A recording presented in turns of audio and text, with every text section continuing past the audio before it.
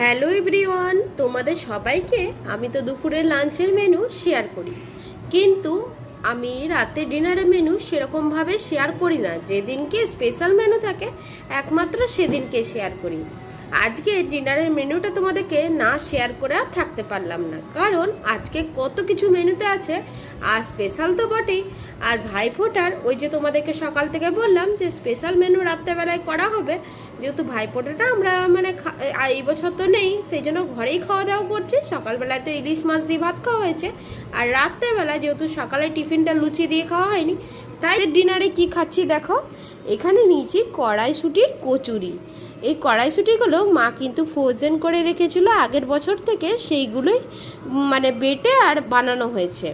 আর তার সাথে এখানে পনির আছে। পনিরটা আমি একদমই অল্প নিয়েছি, যেহেতু আর রাত্রেবেলায় এত কিছুর মধ্যে পনিরটা বেশি খেতে ভালো লাগছে না, সেই জন্য এটা বাটার পনির বানিয়েছি। আর তার সাথে এখানে আছে আলু ভাজা, আর এখানে হচ্ছে সিমুইর পায়েস। এই দিয়ে তো রাতে ডিনারটা আজকে সারবো। আর এত কিছু যেহেতু রাতে স্পেশাল মেনুতে আছে, তাই তোমাদেরকে একটু শেয়ার করে নিলাম। কেমন লাগলো জানিও। টাটা, শুভরাত্রি সবাইকে।